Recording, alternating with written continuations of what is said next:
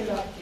ಅದೇ ಈಗ ಎಷ್ಟು ಈಗ ಸೀಸ್ ಮಾಡಲ್ಲ ನೀವು ಅದನ್ನೇ ಮಾಡಿ ಅಂತ ಹೇಳಿ ಎಷ್ಟಿದಾವೆ ಇದನ್ನ ಇದು ಮಾಡ್ಕೊಂಡು ಅದರಲ್ಲಿ ಕೂಡ ಒಂದು ಮ್ಯಾನುಫ್ಯಾಕ್ಚರ್ ಮಾಡ್ತಾ ಇದ್ದಾರೆ ರೆಕಾರ್ಡ್ ಮಾಡ್ಕೊಳ್ಳಿ ನಿಮ್ಗೆ ಇದರಲ್ಲಿ ರೆಕಾರ್ಡ್ ಮಾಡ್ಕೊಂಡು ಅದನ್ನು ಸೀಸ್ ಮಾಡಿ ಅಂತ ಹೇಳಿ ಪ್ಯಾಕಿಂಗ್ ಲೈಸೆನ್ಸ್ ಎಲ್ಲ 24 ಪ್ಯಾಕಿಂಗ್ ಆ ಕಡೆ ಪ್ಯಾಕು ಆ ಸೈಡು ಮತ್ತು ಇವು ಖಾಲಿ ಬಾಕ್ಸ್ ಎಲ್ಲ ಬಿಟ್ಟಿದೆ ನೋಡಿ ಅಂದರೆ ಹೊಸ ಹೊಸ ತಂದು ಹಾಕೊಂಡಿದ್ದಾರೆ ಅದು ಇದನ್ನೆಲ್ಲ ನೀವು ಮಾಹಿತಿ ತಗೊಂಡು ಇಷ್ಟಿಷ್ಟು ಲೋ ಗ್ರೇಡ್ ಆಯಿಲ್ ಇರೋದ್ರಿಂದ ತೊಂದರೆ ಆಗೇ ಆಗುತ್ತೆ. ಸೊ ಹಂಗಾಗಿ ಕನ್ಸರ್ನ್ ಇಲಾಖೆಗಳು ಅದ್ರ ಮೇಲೆ ಯಾರು ಮ್ಯಾನುಫ್ಯಾಕ್ಚರ್ ಮಾಡಿದಾರೋ ಅವ್ರ ಮೇಲೆ ಕ್ರಮ ತೆಗೆದು. ಸರ್, ಯೂರಿಯಾ ಅಭಾವ ಜಾಸ್ತಿ ಆಗ್ತಿರೋದು ಈ ತರದ ದಂಧೆಗಳಿಂದ. ಈಗ ಕೃಷಿಗೆ ತುಂಬಾ ಅಲ್ಲ, ನಮ್ಮ ಚಿಕ್ಕಬಳ್ಳಾಪುರದಲ್ಲಿ ಸದ್ಯಕ್ಕೇನು ಯೂರಿಯಾ ಅಭಾವ ಯಾವ್ದು ಇಲ್ಲ. ಬಟ್ ಏನು ಅಂದ್ರೆ ಇದು ಅಗ್ರಿಕಲ್ಚರ್ ಯೂರಿಯಾ ಅಂತ ಬರ್ದಿದೆ, ಬಟ್ ಅದು ಇಂಪೋರ್ಟೆಡ್ ಫ್ರಮ್ ರಾಜಸ್ಥಾನ್ ಅಂತ ಅದ್ರ ಮೇಲೆ ಇದೆ.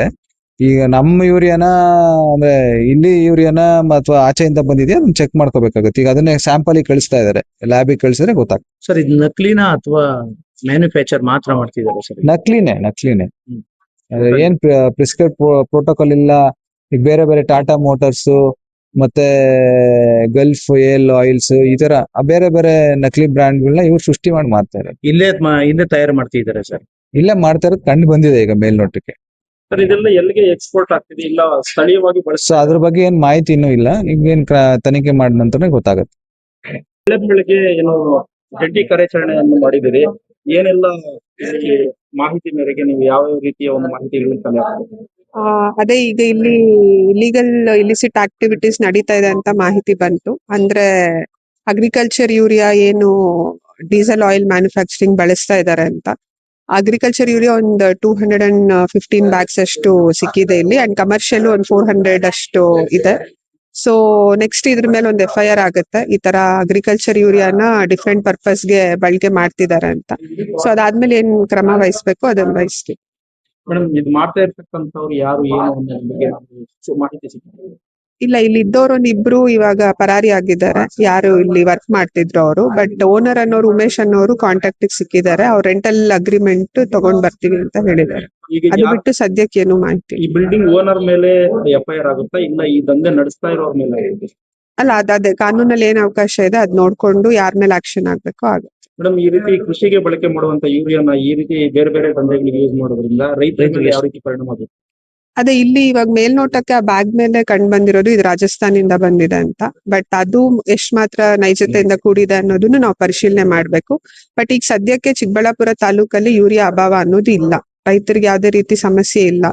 ಸೊ ನೋಡ್ಕೊಂಡು ಅದ್ರ ಮೇಲೆ ಏನ್ ಆಕ್ಷನ್ ತಗೋಬೇಕು ತಗೋಬೇಕು. ಮೇಡಮ್, ಅಷ್ಟು ದೂರದಿಂದ ಯೂರಿಯಾ ಸಾಗಾಟ ಮಾಡ್ತಿರ್ಬೇಕಂದ್ರೆ ಸಾರಿಗೆ ಇಲಾಖೆ ಮತ್ತೆ ನೆಕ್ಸ್ಟ್ ಅದಕ್ಕೆ ಸಂಬಂಧಪಟ್ಟಂತ ಇಲಾಖೆಗಳು ಯಾರು ಕಣ್ಮುಚ್ಕೊಂಡು ಕೊಳ್ತಿದ್ರು?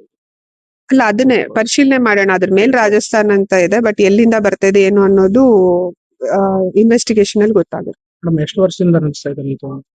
ಈಗ ಸದ್ಯಕ್ಕೆ ಇದು 1 ತಿಂಗಳಿಂದ ಅನ್ನೋದು ಗಮನಕ್ಕೆ ಬಂದಿದೆ. ರೆಂಟಲ್ ಅಗ್ರಿಮೆಂಟ್ ಅದೆಲ್ಲ ಡಾಕ್ಯುಮೆಂಟ್ ಪರಿಶೀಲನೆ ಮಾಡಿದಾಗ ಗೊತ್ತಾಗುತ್ತೆ. ಕಂಪ್ಲೀಟ್ ವಿವರ ಕೊಡ್ತೀವಿ. ಈ ಒಂದು ಇದರಲ್ಲಿ ಇನ್ವೆಸ್ಟಿಗೇಷನ್ ಯಾವ ಡಿಪಾರ್ಟ್ಮೆಂಟ್ ಇದೆ? ನಾವು ರೆವೆನ್ಯೂ ಅವ್ರು ಇದೀವಿ, ಮಾನ್ಯ ಜಿಲ್ಲಾಧಿಕಾರಿಗಳು ಮಾನ್ಯ ಉಪವಿಭಾಗಾಧಿಕಾರಿಗಳನ್ನು ವಿಸಿಟ್ ಮಾಡಿದ್ದಾರೆ. ಅಂಡ್ ಮಾಜರ್ ಕಾಪಿ ಒಂದು ಡ್ರಾ ಮಾಡ್ತೀವಿ ನಾವು, ಎಲ್ಲೆಲ್ಲ ಎಷ್ಟೆಷ್ಟು ಬ್ಯಾಗ್ಸ್ ಇದೆ ಅಂತ. ಅಂಡ್ ಪೊಲೀಸ್ ಅವರು SP ಸರ್ ವಿಸಿಟ್ ಮಾಡಿದ್ದಾರೆ. ಅಂಡ್ ಇಂಡಸ್ಟ್ರಿ ಅವ್ರು ಬಂದಿದ್ದಾರೆ, JD ಅಗ್ರಿಕಲ್ಚರ್ ಅವ್ರು ಬಂದಿದ್ರು. ಅಂಡ್ ಇನ್ನು ಬೇರೆ ಬೇರೆ ಇಲಾಖೆಯವ್ರು ಯಾರ್ಯಾರು ಸಂಬಂಧಪಟ್ಟಿದ್ದಾರೆ ಅವರೆಲ್ಲ ಬಂದು ವೆಯ್ಟ್ಸ್ ಅಂಡ್ ಮೆಷರ್ಮೆಂಟ್ಸ್ ಅವ್ರು ಬಂದಿದ್ದಾರೆ, ಯಾವ ರೀತಿ ಇಲ್ಲಿ ಇದಾಗ್ತಾ ಇದೆ ಅಂತ. ಅಂಡ್ ಪೊಲ್ಯೂಷನ್ ಕಂಟ್ರೋಲ್ ಬೋರ್ಡ್ ಅವ್ರು ಬಂದಿದ್ದಾರೆ. ಸೊ ಎಲ್ಲಾ ಇಲಾಖೆಗೆ ಸಂಬಂಧಪಟ್ಟ ಎಲ್ಲಾ ಇಲಾಖೆಗಳು ಇದ್ದು ಮಾಜರ್ ಮಾಡ್ತಾ ಇದ್ದಾರೆ. ಈ ದಂಧೆಗೆ ಮೂಲ ಕಾರಣ ಪೆಟ್ರೋಲ್ ಮತ್ತು ಡೀಸೆಲ್ ಬೆಲೆ ಏರಿಕೆ? ಇಲ್ಲ, ಆತರ ಇಲ್ಲ. ನನ್ನ ಹೆಸರು ಆಬಿದ್ SS ಅಂತ ಹೇಳಿ, ಜಂಟಿ ಕೃಷಿ ನಿರ್ದೇಶಕರು, ಚಿಕ್ಕಬಳ್ಳಾಪುರ ಜಿಲ್ಲೆ.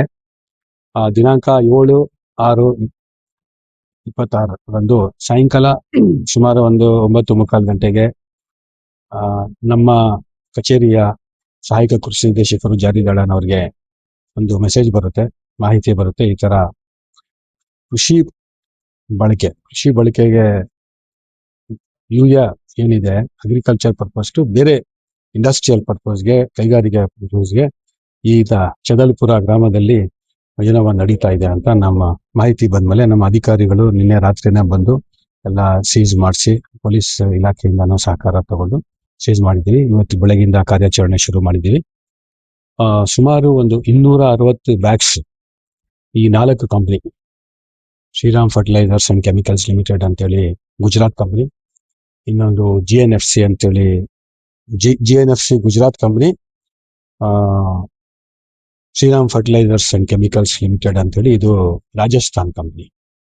ಇನ್ನೊಂದು ನ್ಯಾಷನಲ್ ಫರ್ಟಿಲೈಸರ್ಸ್ ಲಿಮಿಟೆಡ್ ಅಂತೇಳಿ ಇದು MP ಇಂದ ಇದೆ. ಈ 3 ಕಂಪ್ನಿಯಿಂದ ಸುಮಾರು 260 ಬ್ಯಾಗ್ಸ್ ಕೃಷಿಗೆ ಹೋಗೋ ಒಂದು ಯೂರಿಯಾನ, ಸಬ್ಸಿಡೈಸ್ ಯೂರಿಯಾನ ಬೇರೆ ಕೆಲಸಕ್ಕೆ ಇಂಡಸ್ಟ್ರಿಯಲ್ ತಗೊಂಡು ಮಾಡ್ತಾ ಇದ್ದಾರೆ.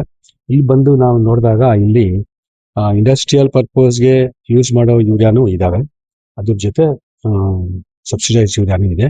ಇದು ಏನ್ ಮಾಡ್ತಾ ಇದ್ದಾರೆ, ಫೇಕ್ ಆಗಿ ಮಾಡ್ತಾ ಇದ್ದಾರೆ ಅಂತ ನಮ್ಗೆ ಒಂದು ಇದು ಮಾಹಿತಿ. ಏನಂದ್ರೆ ಈಗ ಇಲ್ಲಿ 4 ಕಂಪ್ನೀಸ್ DEF ಅಂತ ಏನು BS6 ಇದಾಗ್ತಾರೆ, ಡೀಸೆಲ್ ಇಂಜಿನ್ಸ್ಗೆ BS6 ಏನು ಪೊಲ್ಯೂಷನ್ ಕಂಟ್ರೋಲ್ ಅವರು ಹಾಕ್ತಾರೆ, ಅದನ್ನು ಕೂಡ ಮ್ಯಾನುಫ್ಯಾಕ್ಚರ್ ಮಾಡ್ತಾ ಇದ್ದಾರೆ. Bharat Benz company, Tata company ಇದು, ಆಮೇಲೆ ಗಲ್ಫ್, ಇಂಥವೆಲ್ಲ ಮಾಡ್ತಾ ಇದ್ದಾರೆ. ಇದು ಕೂಡ ಫೇಕ್.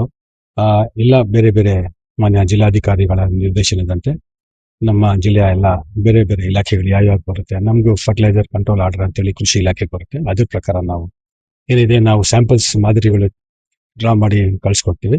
ಅದ್ರ ಬೇಸಿಸ್ ಮೇಲೆ ನಾವು ಫರ್ಟಿಲೈಸರ್ ಕಂಟ್ರೋಲ್ ಆರ್ಡರ್ ಪ್ರಕಾರ ನಾವು ಕ್ರಮ ಜರುಗಿಸ್ತೀವಿ ಕೃಷಿ ಇಲಾಖೆಯಿಂದ. ಓನರ್ ಯಾರು? ಓನರು ನಾವು ಹೇಳಿದೀವಿ ಅವ್ರಿಗೆ ಬರಕ್ಕೆ, ಇನ್ನೂ ಬಂದಿಲ್ಲ. ಅವ್ರ ಹೆಸರು, ಓನರ್ ಹೆಸರು ಗೊತ್ತಿಲ್ಲ. ಓನರ್ ಹೆಸರು ಕಂಪ್ನಿ ಈ ಕೆಲಸ ಈ ದಂಧೆ ಮಾಡ್ತಕ್ಕಂತ ಓನರ್ ಅದು ನಿನ್ನೆನೆ ಫರಾರಿ ಆಗ್ಬಿಟ್ಟಿದ್ದಾನೆ, ರಾತ್ರಿನೇ ಫರಾರಿ ಆಗ್ಬಿಟ್ಟಿದ್ದಾನೆ. ಇಲ್ಲ ಸ್ಥಳೀಯರ ಹೊರಗಡೆ ಇರೋರ? ಸ್ಥಳೀಯರು ಇಲ್ಲ, ಇವರು ಖಂಡಿತ ಇಲ್ಲ, ಬೇರೆ ರಾಜ್ಯದಿಂದ ಬಂದಿದ್ದಾರೆ. ಸರ್, ಇದು ಬೇರೆ ರಾಜ್ಯಗಳಿಂದ ಯೂರಿಯಾ ಬರ್ತಾ ಇದೆ.